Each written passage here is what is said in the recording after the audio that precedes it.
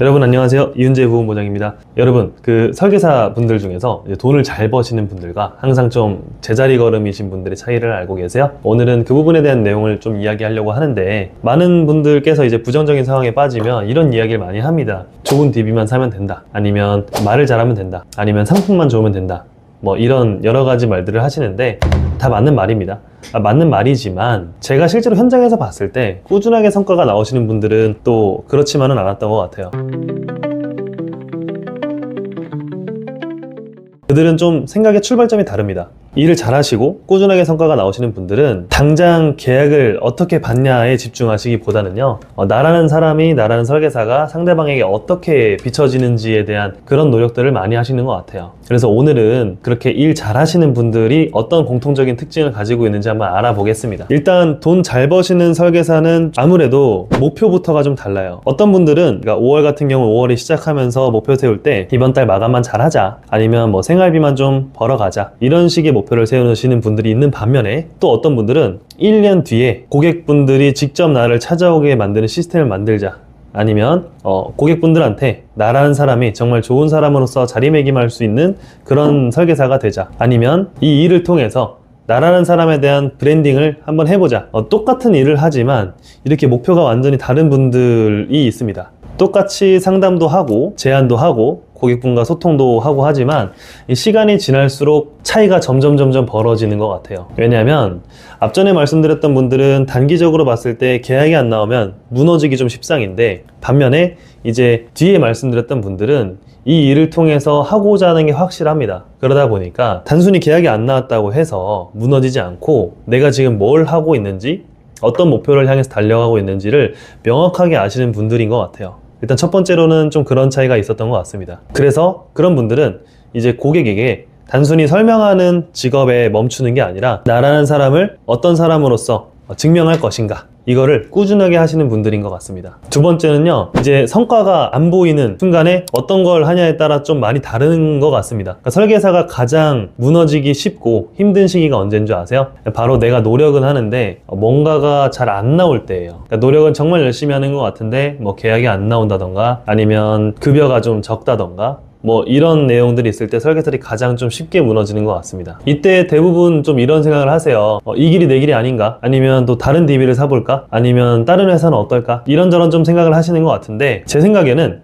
이때가 설계사들한테는 가장 좀 중요한 순간인 것 같아요. 왜냐하면 아무래도 이렇게 꾸준하게 노력을 하면서 성과는 안 나왔지만 여러 가지가 바뀌고 있을 겁니다. 예를 들면 고객분을 응대하는 방법이나, 아니면 상담하는 말투, 아니면 말의 속도, 아니면 어떤 거절을 좀 극복하는 대처, 이런 것들이 점점 유연해지고 조금 더 실력이 올라갈 거예요. 근데 이게 눈에 보이지 않고 당장 티가 안 나기 때문에 더 힘든 것 같아요. 누구나 언제쯤 이게 딱 터질지 시기가 정해져 있는 것도 아니고, 당장 금전적인 문제라는 뭐 현실에 부딪힐 수도 있기 때문에. 그런데 사실 이렇게 꾸준하게 이렇게 힘든 시기에도 노력하다 보면 결과적으로는 좋은 성과로 이어질 수 있는 토대를 좀 마련할 수 있었던 상황들이 많은 것 같습니다. 세 번째로는, 잘하는 설계사는 지금 현재 나의 상태를 좀 잘 알고 있는 것 같아요. 제가 생각하는 가장 좀 위험한 설계사는 내가 지금 뭘 못하는지 모르는 설계사인 것 같습니다. 뭐 상담이 약한지, 아니면 상품이나 지식적으로 좀 내가 공부가 부족한지, 아니면 뭐 고객관리 툴이 없는지, 콘텐츠가 좀 부족한지, 이런 것들에 대해서 정확하게 파악을 못한 상태로 그냥 뭉그러뜨려서 이야기를 많이들 해요. 뭐 시장이 어려운 것 같아요, 아니면 DB가 좀 이상한 것 같아요, 아니면 전 그냥 계약이 안 나와요, 그냥 말을 잘 못하는 것 같아요. 맞아요. 시장 어렵습니다. 시장 어렵고 고객분들도 너무나 많이 똑똑해지셨습니다. 요즘에는 뭐 유튜브나 아니면 금융 어플만 접속해서 연결해봐도 또래에 비해서 내가 얼마나 보험료 지출하는지 이런 게 너무나 잘 나와 있잖아요. 그렇기 때문에 더더욱 내 실력을 좀 더 쪼개서 확인을 해봐야 돼요. 그러니까 상담 요소에 있어서 내가 말을 못하는 건지, 아니면 고객과 소통하면서 내가 들어준 적은 없는 건지, 이런 식으로 좀 구체화 시켜야 됩니다. 어찌됐든 간에 이거를 파악하지 못하면 당연히 성과가 나오기가 없죠. 왜냐하면 내가 뭘 못하는지를 파악을 못해서 A라는 점이 약하고 B라는 점이 강점인데 자꾸 B라는 점만 보완을 하고 발전을 시킨다라고 하면은 내가 어디에 힘을 줘야 될지 모르는 상태에서 굳이 이 보완하지 않아도 되는 부분에 힘을 주는 거기 때문에 당연히 내 상담의 퀄리티가 좋아지거나 영업적인 성과로 이어지긴 좀 힘든 것 같습니다. 그래서 내가 어디가 약하고 어디에 힘을 줘야 되는지를 정확하게 파악하는 게 정말 중요한 것 같아요. 이제 상품 공부는 선택이 아니고 필수입니다. 예전처럼 상품 구조가 굉장히 단순하지 않아요. 요즘에 뭐 건강보지형부터 10년, 뭐 5년 이런 식으로, 그리고 또 유병자 시장, 너무나 상품이 다양해졌고 손해보험사뿐만 아니라 생명보험사도 상품이 너무나 다양해졌어요. 그러다 보니까 고객분들도 요구하는 시장이 또 다릅니다. 실제로 고객분들도 뭐 유병자나 아니면 고령화에 맞춰서 간병인, 치매 이런 부분들에 대한 관심도가 굉장히 높아지고 있어요. 실제 국내 보험 트렌드가 그렇고요. 특히 그 중에서도 유병자 보험 쪽은 엄청나게 빠르게 성장하고 있습니다. 그만큼 뭐 경증부터 중증 등등에 대한 내용까지 어느 정도는 설계사가 공부를 잘 하고 있어야 된다라고 저는 생각을 해요.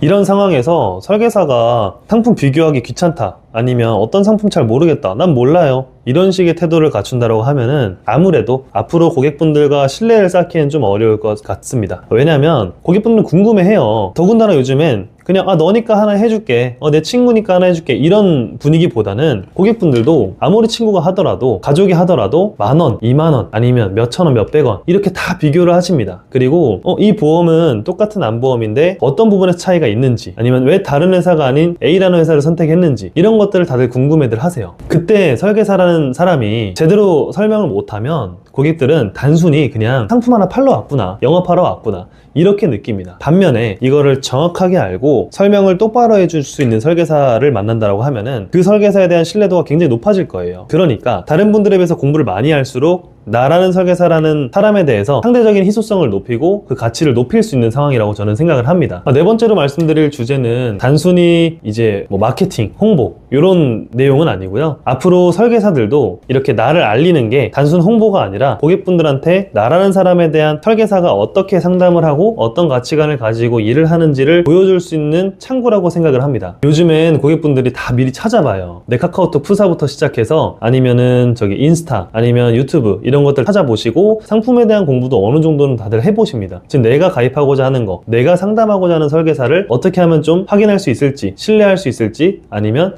확인해야 될 건 뭔지, 이런 것들을 미리 파악하고 오세요. 그러다 보니까 설계사들도 고객분들한테 저라는 설계사는 A라는 가치관을 가지고 일을 하는 사람입니다 라고 하면서 인스타에다가 뭐 상담 사례나 아니면 유튜브에 영상을 올리거나 이런 식으로 좀 나라는 사람을 좀 알리는 게 중요한 것 같아요. 이게 예전에는 단순히 저 보험일 해요, 저 재무설계 해요 이렇게 알렸다라고 하면은 지금은 단순히 알리는 게 아니라 가치 전달을 한다고 봅니다. 제 상담은 이러이러하고요, 저는 이런 가치관을 가지고 상담을 했고요, 실제로 상담 내용은 이랬습니다, 이렇게 실질적으로 고객분들한테 전달할 수 있는 내용이 있어야 된다고 생각을 해요. 그래서 중요한 거는 내 생각을 꺼내서 정리하는 습관이 정말 중요한 것 같아요.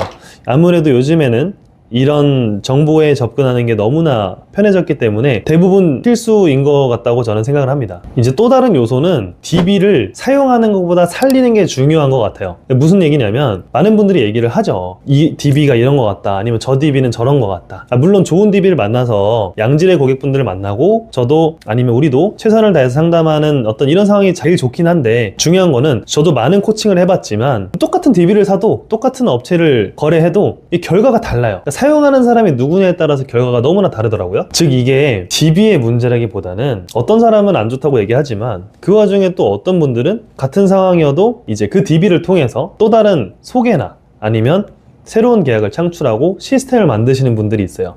즉 이거는 DB의 문제가 아니라 사용하는 사람이 어떻게 구성을 해서 어떤 목표를 가지고 사용을 하냐, 이게 점점 중요해지는 것 같습니다. 그래서 오래 일하시는 설계사분들 보면, 특히나 DB 영업을 되게 오래 하시는 분들을 보면요, 뭐 그렇다고 DB를 엄청나게 많은 수량을 사시지도 않고 여기저기 업체를 바꿔가면서 사용하시지도 않으세요. 그냥 실제로 일부 특정 소수 업체들만 이렇게 거래를 꾸준하게 하시면서 그 DB가 중요한 게 아니라 그 DB를 통해서 또 다른 고객을 어떻게 만들지, 그리고 기존 고객분들을 통해서 새로운 DB를 어떻게 창출할지 이런 것들을 많이 고민을 하시더라고요. 그래서 단순히 DB의 질의 문제에 있는 게 아니라 그걸 사용하는 설계사가 어떤 방식으로 일을 대하냐, 이게 진짜 중요한 것 같습니다. 또 다른 내용으로는 이제 설계사가 속한 조직에 대한 내용을 말씀드리고 싶은데, 설계사 개인의 의지도 굉장히 중요합니다. 하지만 혼자 버티는 설계사는 오래 살아남긴 좀 힘든 것 같더라고요. 그래서 조직의 환경이 좀 중요한 것 같습니다. 단순히 계약만 받아오라고 하는 조직인지, 아니면 설계사한테 고객에게 신뢰를 쌓을 수 있는, 상담을 할 수 있는 그런 능력치를 쌓아주는 조직인지, 아니면 상담에 대한 어떤 피드백을 또 주는 조직인지, 이런 것들을 살펴보시는 게 좀 중요하다고 생각을 해요. 또 그거에 앞서 나가서 콘텐츠나 아니면 새로운 또 시장을 개발할 수 있는 그런 노력을 하는 조직인지도 중요한 것 같습니다. 제가 최근에 정말 많은 분들을 만났는데 그런 분들의 대부분의 공통점은 조직에 대한 불만이 좀 컸었어요. 하지만 제 입장에서는 이걸 보여주기가 너무 힘들었습니다. 그러니까 추상적인 내용이어서